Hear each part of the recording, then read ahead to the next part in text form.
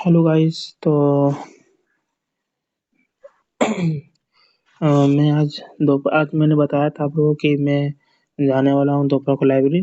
तो और मैं क्या-क्या मैंने पढ़ा है, तो वो मैं आपको कुछ चीज़ें बताने वाला हूँ। और मैंने कुछ टॉपिक पढ़े हैं, तो वो टॉपिक तो आपको मैं फ़िलहाल तो रोज़ एक-एक टॉपिक को मैं बताऊँगा। जैसे 18 दिन में आपका सेमेस्टर 5 क्लियर हो जाएगा। और आप लोग को अगर आप लोग को जल्दी टॉपिक चाहिए या एक दिन में 2 टॉपिक चाहिए तो आप लोग कमेंट कर सकते हैं। और अगर आप दो देख रहे हैं तो प्लीज़ सपोर्ट करें और हेल्प करें। तो मैं स्टार्ट करने जा रहा हूँ इस टॉपिक को। तो स्टार्टिंग जो चैप्टर एमजे 9 का ये चैप्टर जो है, राजा राम मोहन राय। अ, ये चैप्टर एमजे 9 का है।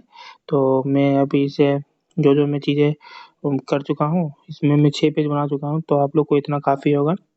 तो स्टार्ट करता हूँ मैं। पहले मैं इसका परिचय बताता हूँ आप लोग को। देखो, राजा राम मोहन राय। ऐसा क्या होगा कि मैं इसका परिचय इसमें मैं ये आपको ये है ना इमेजेस मैं आपको ऐसे भी दे सकता हूँ, मुझे कोई दिक्कत नहीं है। मैं ऐसे करके स्लाइड करके फिर ऐसे करके कुछ देर से रख सकता हूँ, फिर स्लाइड करके कुछ देर देख सकता हूँ, ऐसे दिक्कत नहीं है। लेकिन बात क्या हो जाता है ना कि मैं अगर इसे पढ़ूँगा, तो आपको मैं पढ़ूँगा कुछ चीज़ आपको समझ में नहीं आएँगी, तो वो चीज़ें मैं आपको ऐसे एक्सप्लेन करूँगा कि आपको वो चीज़ें याद करने की ज़रूरत नहीं पड़ेंगी, ठीक? तो आप आराम से आप समझ सकते हैं। आपको फिर लिखने में टेंशन भी नहीं होगा, ठीक? क्योंकि अगर आप पढ़ के जाएँगे तो अगर याद करके जाएँगे तो अगर आप एक लाइन याद करके जाएँगे तो आप एक ही लाइन लिख पाएँगे। लेकिन आप उस लाइन को समझ के जाएँगे तो उस लाइन से एक लाइन से आप 3-4 लाइन लिख पाएँगे, 5-6 लाइन भी लिख पाएँगे। तो इससे बहुत ज़रूरी है समझना। राजा राम मोहन राय, जिनका जन्म प्रेसिडेंसी के हुगली जिले के राधानगर में हुआ। प्रेसिडेंसी क्या होता है? ठीक ना? प्रेसिडेंसी के हुगली जिले के राधानगर में हुआ। ठीक? 22 मई 1772। इनका जन्म कब हुआ था? 22 मई 1772। और इनका मृत्यु शायद 27 मई सितंबर 1830 में हुआ। ठीक ना? इनके पिता का नाम देखो, राजा राम मोहन के पिता का नाम देखो। आप कभी भी कोई चीज़ पढ़ोगे तो आप उस जिसके लिए आप याद कर रहे हो, तो उसका नाम बोलना बार-बार ज़रूरी है, क्योंकि आपको याद रहेगा। जैसे मैं बार-बार बोल रहा हूँ कि मैं ऐसे बोल सकता हूँ इनके पिता का नाम, लेकिन ऐसा नहीं। राजा राम मोहन राय के पिता का नाम रमाकांत था, ठीक? तथा राजा राम मोहन राय का राय के माता का नाम तारिणी देवी था, ठीक? राजा राम मोहन राय राजा राम मोहन राय आधुनिक भारत का जनक माना जाता है। जो राजा राम मोहन राय है ना, आधुनिक जब मॉडर्न इंडिया का जनक मतलब पिता माना जाता है, ठीक ना? जनक माना जाता है। राजा राममोहन राय भारतीय समाज को प्राचीनता से बाहर निकालकर आधुनिक की ओर लाने में बहुत महत्वपूर्ण योगदान किया था, ठीक है? तो राजा राममोहन राय था ना, वो भारत को प्राचीन प्राचीन समय से मतलब परंपरागत पुरानी चीज़ों से जो जी रहे थे, ठीक ना? पुरानी चीज़ों को लेके जो जी रहे थे, पुरानी नियमों को लेके जी रहे थे, पुराने रीति-रिवाज़ों को जो लेके जी रहे थे, उसको लेकर के बाहर लेकर के आना तथा आधुनिक युग में आधुनिक भारत की ओर लाने में बहुत बड़ा महत्वपूर्ण योगदान है राजा राममोहन राय का, ठीक ना? तब समझे देखो, राजा राममोहन राय पुरानी पीढ़ियों या पुरानी सोच वाले समाज को आधुनिक सोच की तरफ बढ़ाने में बहुत महत्वपूर्ण योगदान दिया। देखो, पुरानी जो पीढ़ी थे, उनका सोच भी पुराना था, उसी समय का सोच था, ठीक ना? वो लोग आगे कैसे बढ़े, ठीक ना? इस पे सबसे बड़ा योगदान था राजा राममोहन राय का। आधुनिक युग का बहुत सारे मतलब पॉलिटिकल थिंकर है, मतलब चिंतन राजनीतिक विज्ञान के चिंतन है, चिंतक है, क्या बोलते हैं उसको? राजनीतिक विज्ञान के चिंतन करने वाले हैं। वो अपने वो है, ठीक ना? मतलब वो दिए, लेकिन राजा राममोहन राय जो है ना, भारत में भारत का बात बोल रहा है। राजा राममोहन जो राय है भारत में, वो भारत को मतलब आधुनिक तौर पे आधुनिक तौर पे बढ़ावा देने का सबसे बड़ा योगदान था राजा राममोहन राय का। राजा राममोहन राय ने समाज में फैले कुप्रथा मतलब क्या होता है कि ऐसा प्रथा, ठीक ना, जो खराब हो, ठीक ना, ऐसा गंदा प्रथा, सती प्रथा हो गया, फिर बाल विवाह हो गया, ऐसा प्रथा, ठीक ना, इन सब प्रथाओं का कठोर विरोध किया। ठीक, तो राजा राम मोहन राय को ऐसे सेतु के रूप में जाना जाता है, ठीक ना। याद रखना, राजा राम मोहन राय को सेतु के रूप में मतलब रूप में जाना जाता है। प्राच सेतु मतलब समझिए कि ये प्राचीन युग से लेकर के आधुनिक युग, मतलब जो जो जो प्राचीन पीढ़ियों में जो थी ना, जो लोग थे प्राचीन, उन लोगों की नियमों को, मतलब उन लोगों को आधुनिक भारत में लेके आना। तो ये एक तरह से सेतु का मतलब ब्रिज का काम किए हैं, पुल का काम किए हैं। तो राजा राम मोहन को एक तरह से पुल के नाम मतलब सेतु के नाम से भी जाना जाता है। पुल तो सही बोले तो सेतु के नाम से जाना जाता है, जिसमें चलकर भारत परंपरागत से आधुनिक की ओर आया।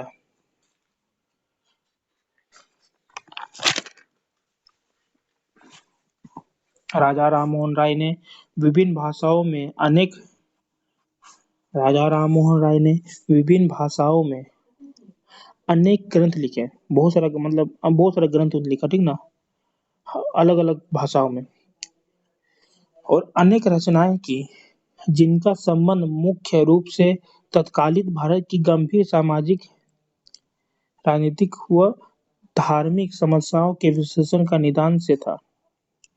चीज समझ देखो, समझो ये क्या बोला। राजा राम मोहन राय जो विभिन्न भाषाओं में जो ग्रंथ लिखा, जो रचनाएं लिखा ना, उसमें पता है क्या है, उसमें है कि भारत में तत्कालीन उस समय क्या प्रॉब्लम चल रहा था भारत में, ठीक ना, और वो सब का निदान कैसे था।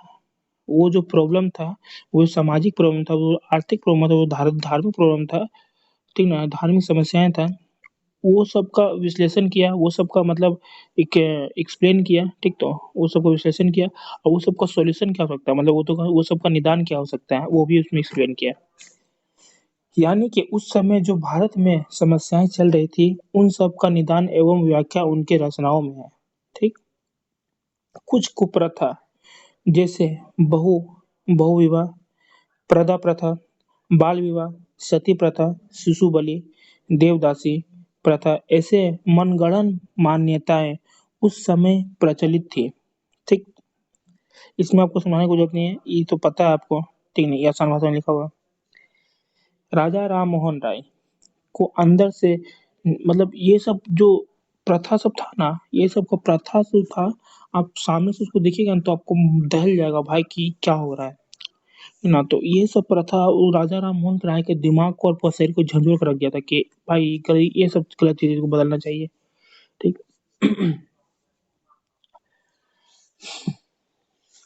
ये सब चीजों के बाद फलतः ये हुआ, मतलब ये सब चीज देखने के बाद, ठीक ना, फलतः मतलब ये सब चीज देखने के बाद एक निष्कर्ष ये निकला कि उन्होंने तत्कालीन भारतीय परिस्थितियों में एक सामाजिक और धार्मिक सुधार को आवश्यक मानते हुए तथा एक एक तथा वह अपने विचारों को विभिन्न पुस्तकें तथा लेखों के माध्यम से प्रचार प्रसार किया, ठीक ना।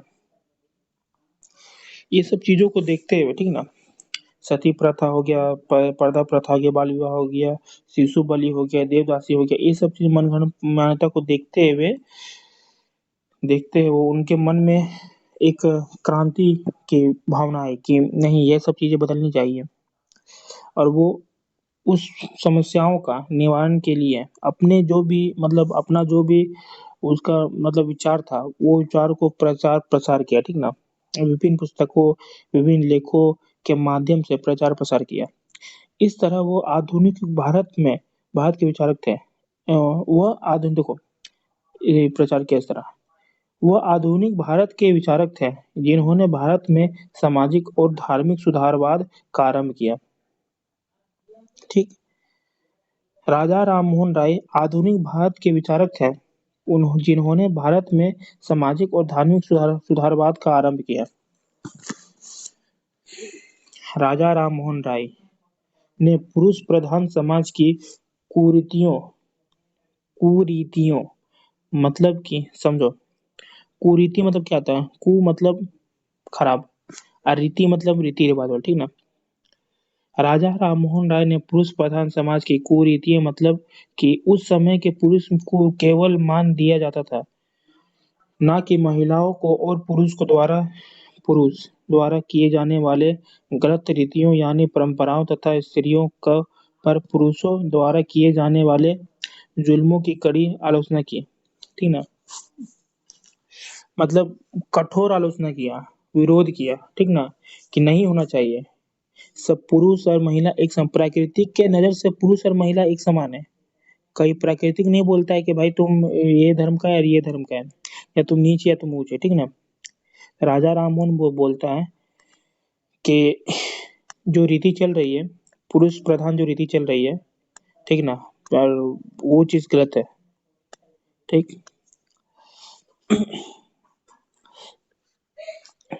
एक बार आपको फिर पढ़ा देते हैं कि राजा राममोहन राय ने पुरुष प्रधान समाज की कुरीतियों मतलब कि उस समय पुरुष को केवल मान दिया जाता था। ये मैं इसलिए लिख दिया हूँ ताकि आप लोग समझ सकें, ठीक ना। ये लिखा हुआ नहीं है, लेकिन मैं इसे अच्छा से एक्सप्लेन कर दिया हूँ ताकि आप लोगों को समझ सकें। महिलाओं को और पुरुष द्वारा किए जाने वाले महिलाओं पर पुरुष द्वारा किए जाने वाले, ठीक ना, यहाँ पे देखा हुआ है महिलाओं को और पुरुष महिलाओं पर, ठीक ना, यहाँ पे देखिए महिलाओं पर पुरुष द्वारा किए जाने वाले गलत रीतियां यानी परंपराओं तथा स्त्रियों पर पुरुषों द्वारा किए जाने वाले जुल्मों की कड़ी आलोचना करता था, ठीक ना। राजा राममोहन राय ने स्त्रियों की शिक्षा पर आज अत्यधिक बल दिया। राजा राममोहन जो राय था ना, वो स्त्रियों की शिक्षा पर अत्यधिक बल दिया और कहा कि इन लोगों को पढ़ना चाहिए। शिक्षा बहुत जरूरी है भाई, ठीक है, पढ़ना चाहिए। अत्यधिक बल दिया क्योंकि राजा राममोहन राय का मानना था कि अगर स्त्रियों को सम्मान चाहिए तो एक ही उपाय है, शिक्षा और शिक्षा। मान प्रतिष्ठा चाहिए और मान प्रतिष्ठा चाहिए तो स्त्रियों को शिक्षित होना होगा, ठीक। अब ये शिक्षा किस तरह से है? ये शिक्षा इस तरह से है कि वो हर चीज को जान सकें कि क्या सही है क्या गलत है, राजनीतिक चीजों को जान सकें, हर चीज से वो मतलब हर चीज से ज्ञान प्राप्त कर सकें। वो चीज शिक्षा मतलब शिक्षित हो सके अच्छा तरह से कि क्या सही है और क्या गलत है, वो आवाज उठा सके उस चीज के लिए। राजा राममोहन राय स्त्रियों के आर्थिक अधिकारों के भी पक्ष में थे, ठीक ना। उन्होंने उन्होंने हिंदू उत्तराधिकार कानून के संदर्भ में बेटियों को पिता की संपत्ति का एक चौथाई भाग दिए जाने की बात कही और इस चीज की समर्थन किया, ठीक है। राजा राममोहन राय जो था, स्त्रियों को जो आर्थिक अधिकार है ना, आर्थिक अधिकार मतलब उसका फाइनेंशियली जो उसका ये है अधिकार है, ठीक ना, उसके पक्ष में भी वो खड़ा था, ठीक ना, कि भाई इसको शिक्षा भी मिलना चाहिए, आर्थिक स्थिति मिलना चाहिए, ठीक ना, आर्थिक स्थिति भी सही होना चाहिए, और इसलिए सही होना चाहिए कि ताकि ये किसी और पर डिपेंड ना रहे, बाद में कुछ हो जाने पे ये किसी और पर डिपेंड ना रहे, ठीक। तो राजा राममोहन का कहना था कि उत्तराधिकार कानून, ठीक ना, उन्होंने हिंदू उत्तराधिकार कानून के संदर्भ में, ठीक ना, उत्तराधिकार मतलब उत्तर दिया जो अधिकार उसका अधिकार है, उस अधिकार में कहा कि उसके रेफरेंस में संदर्भ में कहा कि बेटियों को पिता के संपत्ति का 1/4 मतलब मिलना, मतलब एक चौथाई भाग दिए जाने की बात कही है इस चीज में, और वो इस चीज का राजा राममोहन राय जो है इस चीज का समर्थन भी करता है, ठीक। राजा राममोहन राय की मान्यता थी कि अगर ऐसा होता है तो इससे स्त्रियों को पुरुषों पर निर्भर नहीं होना रहना पड़ेगा और स्त्री पुरुषों के समानता में भी प्रोत्साहन मिलेगा, ठीक ना।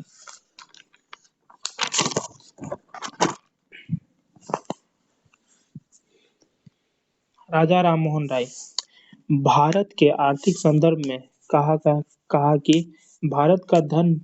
देखो, राजा राममोहन राय एक बात कहता है भारत के संदर्भ में, ठीक है, भारत के विकास के संदर्भ में, भारत के आर्थिक विकास के संदर्भ में कहा है कि भारत का जो धन है बाहर भेजने के अलावा, बाहर भेजने के बजाय क्यों ना भारत में ही हम क्यों ना भारत में ही हम उस जो धन है उसका उद्योग, मतलब उसका उद्योग का में काम में लगाएं, धंधे में लगाएं, लगाने में समर्थन किया, ठीक ना। राजा राम मोहन राय का विश्वास था कि ऐसा करने से भारत में औद्योगिक चेतना का विकास होगा। बात सुनो, राजा राम मोहन का राय, देखो दिमाग के मतलब क्या था उनका सोच कि बाहर हम जो पैसा भेजेंगे उसी पैसे से हम अपने देश में इंडस्ट्री लगाएं, अपने देश में उत्पादन करें। अपने देश में उत्पादन करेंगे तो हमको किसी और देश पे डिपेंड नहीं होना पड़ेगा उस चीज के लिए, ठीक। और ऐसे ऐसे धीरे धीरे करके और भी आइडियाज आते जाएंगे, तो और इंडस्ट्री लगते जाएगा। ऐसा थोड़ा ना है कि हर चीज का कोई ना कोई हर चीज एक्सप्लोर होते रहता है, ठीक ना। हर चीज का मतलब इन्वेंट होते रहता है हर दिन, ठीक। तो इन और इससे यह होगा कि यूरोप, देखो इससे और क्या चीज हो सकता है, और राजा राममोहन क्या कहा है कि राजा राममोहन राय ने क्या कहा है, इससे यह हो सकता है कि यह होगा कि यूरोपीय व्यापारी भारत की कृषि व्यवस्था में नए उपकरणों का प्रयोग कर उत्पादन की वृद्धि व आर्थिक प्रगति में सहायक होंगे। कई भाषाओं का कई भाषाओं का ज्ञाता एवं विद्वान राजा राममोहन राय भारत को अज्ञानता से निकालने के लिए का बहुत शिक्षा का बहुत बड़े तौर पर, बहुत बड़े, ठीक ना, बहुत बड़े तौर पर प्रचार पक्ष में थे, ठीक ना।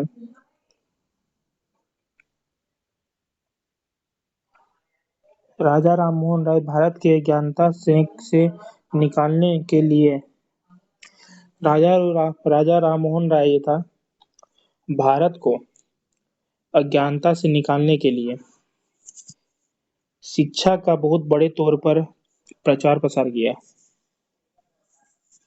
और वो उसके पक्ष में भी थे। कौन? राजा राममोहन राय। इसके लिए यानी अज्ञानता को केवल खत्म करने के लिए उन्होंने शिक्षा प्रणाली का समर्थन किया। उनका विश्वास था कि ऐसा करने के पश्चात, मतलब ऐसा करने के बाद शिक्षा प्रणाली के माध्यम से लोगों को स्वतंत्रता, समानता का अधिकार, लोकतंत्र जैसे आधुनिक मूल्यों का ज्ञान होगा, और इससे उनमें राजनीतिक जागृति बढ़ेगी। यह कारण है कि उन्होंने भारत में शिक्षा प्रणाली पर बल दिया। राजा राममोहन राय ने अंग्रेजी शिक्षा पर भी बल दिया। राजा राममोहन राय संसदीय लोकतंत्र और स्वतंत्र न्यायपालिका के प्रबल यानी कि मजबूत समर्थक थे, ठीक ना। राजा राममोहन राय थे वो संसदीय लोकतंत्र, ठीक ना, और स्वतंत्र न्यायपालिका के प्रबल, मतलब बहुत ताकतवर, ठीक ना, मतलब अच्छा ताकतवर और मजबूत, मतलब अच्छा समर्थक थे, ठीक ना, अच्छा सपोर्टर थे इस सब चीज का। न्याय कौन था? संसदीय लोकतंत्र और स्वतंत्र न्यायपालिका का। इसके साथ साथ वह विश्व मानवतावाद और विश्व बंधुत्व यानी कि दोस्ती, ठीक ना, किसी विश्व बंधुत्व मतलब समझाते हैं कि किसी कोई राज्य दूसरे राज्य से दोस्ती, मतलब दोस्ती नहीं, कोई देश दूसरे देश से दोस्ती, राज्य नहीं, राज्य में तो कोई दिक्कत नहीं है कि कोई देश दूसरे देश से दोस्ती, तो वो विश्व बंधुत्व के महान पुजारी थे, ठीक ना। कौन? राजा राममोहन राय। आधुनिक भारतीय चिंतन के संदर्भ में ही कई विद्वानों ने राजा राममोहन राय के आधुनिक भारतीय राजनीतिक चिंतन का जनक माना है, ठीक ना। सुन गया। आधुनिक भारतीय चिंतन के संदर्भ में कई विद्वानों ने राजा राममोहन राय को आधुनिक भारतीय राजनीतिक चिंतन का जनक माना। देखो, आधुनिक भारतीय चिंतन बहुत सारे विद्वान तो था, ठीक ना, वो सब मानता है कि राजा राम मोहन राय जो है आधुनिक भारत का आधुनिक भारत का भारतीय राजनीति का जो है चिंतन का जनक है। ठीक। योगदान क्या था बताते हैं। अब आप लोगों को बताते हैं कि योगदान क्या था। ठीक ना। राजा राम मोहन राय का योगदान क्या था। धार्मिक सुधार। वर्ष 1814 में उन्होंने मूर्ति पूजा, जातिगत कठोरता, निरर्थक अनुष्ठानों अनुष्ठानों ठीक ना, और अन्य सामाजिक बुराइयों का विरोध करने के लिए कलकत्ता में आत्मीय सभा की स्थापना की। याद रखना चाहिए कि कौन सा सभा की स्थापना की। आत्मीय सभा का, कलकत्ता में। ठीक। 1814 में। ठीक। उन्होंने ईसाई धर्म के कर्म कांड की आलोचना की और ईसा मसीह के रूप को खारिज किया, मतलब कि नकार दिया। ठीक। समाज सुधार। उन्होंने जाति व्यवस्था, छुआछूत, अंधविश्वास और नस्लीय समाज सुधार। उन्होंने जाति व्यवस्था, छुआछूत, अंधविश्वास और नशीली दवाओं के इस्तेमाल के विरुद्ध अभियान चलाए थे। राजा राममोहन राय ने सुधारवादी धार्मिक ठीक ना संघों की कल्पना सामाजिक और संघों की कल्पना सामाजिक और राजनीतिक परिवर्तन के उपकरणों के रूप में की। ठीक। राजा राममोहन राय ने सुधारवादी धार्मिक संघों की कल्पना सामाजिक और राजनीतिक परिवर्तन के उपकरणों के रूप में की। ब्राह्मण समाज। यह पुरोहित अनुष्ठानों के बलि आदि के खिलाफ था। यह प्रार्थना ध्यान और शास्त्रों पढ़ने पर केंद्रित था। यह सभी धर्मों की एकता में विश्वास करता था। शैक्षिक सुधार। राजा राममोहन राय ने देशवासियों का माध्यम आधुनिक शिक्षा का प्रचार प्रसार किया। प्रचार प्रसार करने के लिए बहुत प्रयास किया। वर्ष 1825 में उन्होंने वेदांत कॉलेज की स्थापना की, जहां भारतीय शिक्षण और पश्चिमी सामाजिक और भौतिक विज्ञान पाठ दो पाठ को पढ़ाया जाता था। ठीक ना। तो आप लोगों को ये चीजें मिल गई हैं। और अगला टॉपिक जो मैं है स्वामी विवेकानंद और गंगाधर तिलक। ठीक ना। बाल गंगाधर तिलक, उनका जो वीडियो है, मतलब उनका जो नोट्स है, मैं कल अपलोड कर दूंगा। तो आप लोग को नोट्स मिल चुका है। तो आप लोग तब तक बाय। आप लोग नोट्स देख लीजिएगा और एक बार रीडिंग कर लीजिएगा। और बेहतर है कि आप लोग इसको एक बार लिख लीजिएगा, और तो सही रहेगा। रीडिंग कर लीजिएगा उसके बाद उसके बाद लिख लीजिएगा, तो आप लोग को जल्दी याद हो जाएगा। तब तक बाय आप लोग को। Good night.